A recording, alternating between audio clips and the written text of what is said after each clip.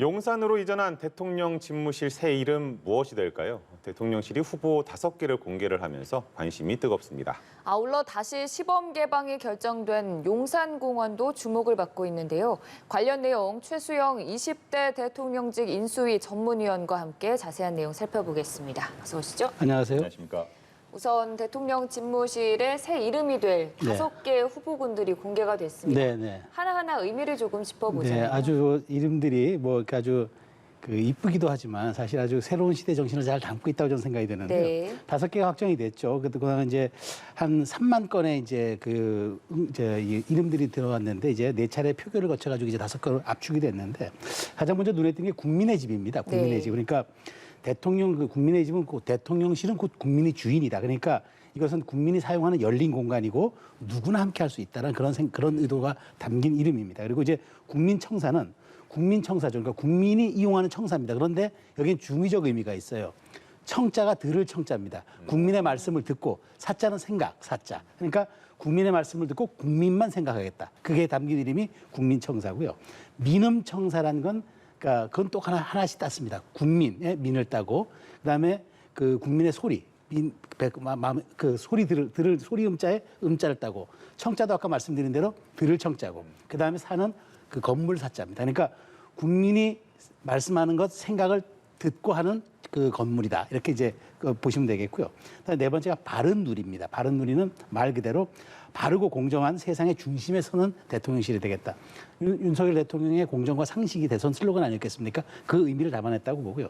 마지막으로는 이제 숫자입니다. 이태원로 20입니다. 그러니까 우리가 지금 주소지명을 쓸 때 도로명을 쓰지 않습니까? 지금 또 청와대 그러니까 지금 대통령실 도로명이 바로 이태원로 20입니다. 그런데 영국 수상관저가 런던 다운인가 10번지예요.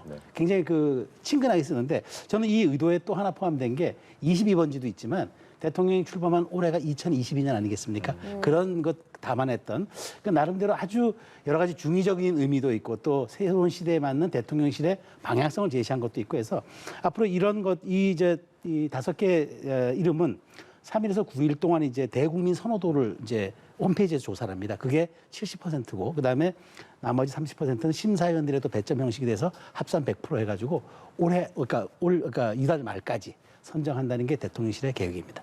그러면은 일단 이 5개 중에 하나를 뽑는데 이 그렇죠. 5개는 또 3만 건 중에 어떻게 추려지게 됐는지 그 기준도 궁금합니다. 그게 이제 쉬워야겠죠. 쉬운 어휘여야 되고 그다음에 국민이 친근하게 또 여길 수 있고 그다음에 말하자면 대통령실이 이번에 그러니까 윤석열 대통령이 취임하면서 출범했던 어떤 그런 시대 정신도 좀 담아야 되겠고 그다음에 의미가 또 있어야지 않겠습니까? 그러다 보니까 아마 이런 여러 가지 중의적인 어법, 청자와 음자와 그다음에 혹은 생각 사자들이 어우러져 가지고 그런 기준으로 이제 됐는데 아마 이 5개를 놓고도 아마 치열한 토론이 있었을 것 같습니다. 그런데 이 5개 중에서 과연 어떤 게 국민의 선택을 받아서 정말 대통령실 이제 한번 정해지면 이게 계속 앞으로 갈 것 아니겠습니까? 그동안 뭐 경무대나 청와대라는 이름이 굉장히 오랫동안 우리의 어떤 그 대통령실을 상징하는 그 이름으로 우리한테 익숙해 왔듯이 앞으로 그렇기 때문에 지금은 조금 어색할 수 있어도 계속 쓰다 보면 또 이제 뭐 1년쯤 지나면 국민들이 쉽게 또 받아들이는 그런 이름이 될 것 같은데 하여튼 저도 굉장히 귀추가 주목됩니다. 어떤 이름이 과연 국민의 선택을 받을까요? 일단 뭐 공모를 했을 때 저도 기억에 남는 게 상금도 꽤나 많았던 그렇죠. 것 같아요. 상금도 600만 원 했습니다. 근데 사실 600만 원의 상금을 떠나서 물론 그것도 의미가 있겠습니다만은 새로운 시대의 대통령실에 우리가 아이들이 태어나면 이름을 지어주는 걸 굉장히 큰 의식으로 하던데 이거는 대한민국의 대통령실이 첫 출범하는 그 이름을 짓는 행위 아니겠습니까? 정말 이거는 역사적이고도 아주 기념비적인 그런 의미가 있기 때문에 여기 5개 선정되신 분들은 굉장히 지금 아마 많은 기쁨과 또 아주 내심 즐거움이 많을 테지만 과연 또 어떤 게 대통령실의 새로운 이름으로 정착될지 그것도 정말 관심이 높습니다. 사실 뭐 경무대에서 청와대로 바뀔 때 그 전문가들에게 좀 맡겨서 이제 했던 걸로 좀 기억을 하는데 그렇죠. 이번에는 국민들의 의견을 들어서 고른다라는 점도 좀 특색이 있고 의미가 있지 않나 이런 생각이 들긴 합니다만 일각에서는 그냥 대통령실로 부르는 게 가장 좀 무난하고 좀 세련되지 않냐? 뭐 이런 얘기도 좀 있는 것 같아요. 사실 있죠. 왜냐? 대통령실 말 그대로 대통령이 근무하는 그러니까요. 공간이고 대통령을 보좌하는 참모들이 같이 일을 하는 공간이니까 대통령실이 맞습니다. 사전적 의미도 정확하고 사실 우리가 이른바 팩트라고 그러잖아요. 사실관계도 명확합니다.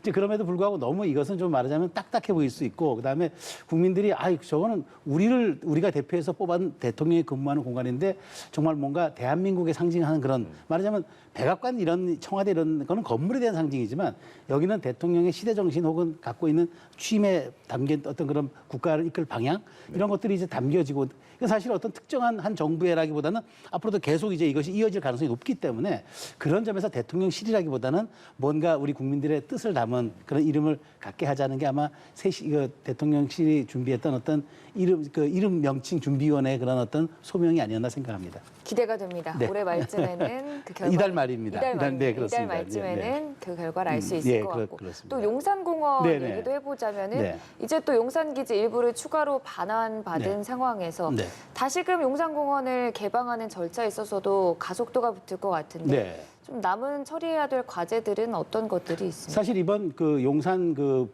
부지 반환은 작년 7월에 이제 한미가 합의해서 이제 순차적으로 이루어지는 겁니다. 네. 그러니까 네. 총 부지가 이제 사실은 우리가 반환받을 부지가 203만 제곱미터인데 사실 이번에 이제 그 작년 9월서부터 쭉쭉 반환돼서 이번에 5월 3일날 반환된 것까지 합하면은 총 63만 제곱미터가 반환이 됐습니다. 근데 이번에 특히 최근에 반환된 5만 1천 제곱미터가 이제 대통령실이 보이는 쪽이 이제 그 포함이 돼가지고 이제 굉장히 의미가 있는 겁니다. 그런데 사실은 뭐 숙제라기보다는 좀 속도가 빨라졌어요. 사실 올 5월 말까지 50만 제곱미터만 이렇게 그러니까 반환하겠다가 한미 당국의 협의였는데 63만, 그러니까 규모도 늘어났고 6월 말까지인데 6월 초로 지금 땡겨져서 시기도. 그래서 굉장히 속도감 있게 진행되고 있어서 이제 국민들의 관심이 높은데 이게 이제 공개가 됩니다. 이제 이달 10일서부터 19일까지 대통령실 인근 부지, 그러니까 이번에 반환된 부지가 시범 개방이 됩니다. 시범 개방이 돼가지고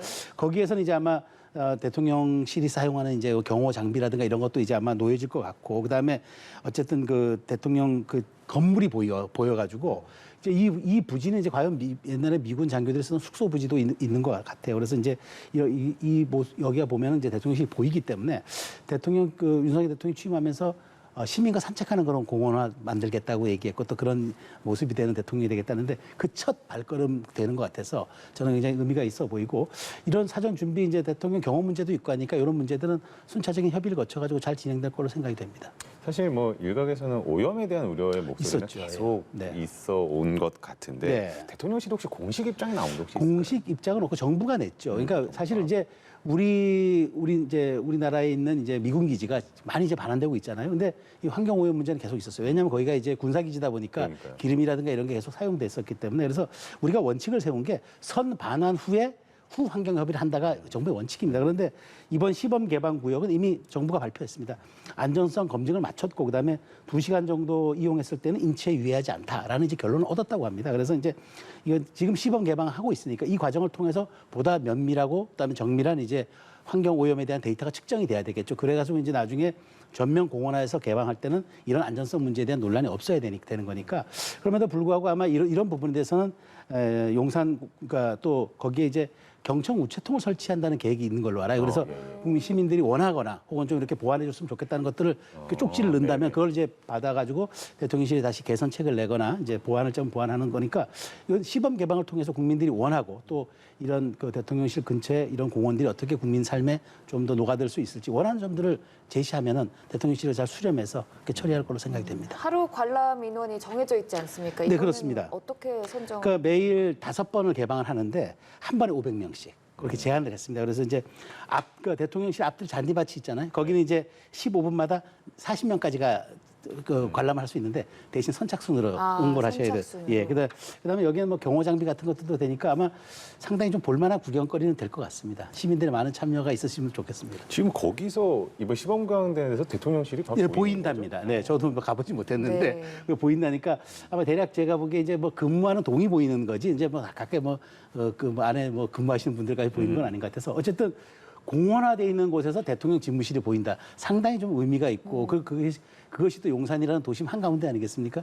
그래서 상당히 좀 의미가 있는 그런 일이다 싶습니다. 사실 뭐 예전에 이제 청와대에서 이제 문재인 전 대통령이나 이렇게 집무를 할 때 이제 네. 경내 관람을 할 때 그렇죠. 네. 창문에서 손 흔들고 뭐 이랬던 경험들을 하신 분들도 계실 텐데 있는데 이거는 상시적으로 이렇게 되는 거기 때문에 그렇죠. 그건 제한적으로 사실 운영이 되지 특별할 때만 운영이 됐었지만 지금은 상시적으로 운영이 돼서 사실상 공원화된 상태에서 대통령실을 바라보는 거니까 좀 더 큰 의미가 있다고 보여집니다. 윤석열 대통령의 좀 특징이라고 할까요? 좀 장점이라고 국민들이 느끼고 있는 것들이 이런 그 격이 없는 소통이나 그렇죠. 네, 파격적인 네. 이런 부분인데 그렇죠. 네. 깜짝 만남 가능성도 있을까요?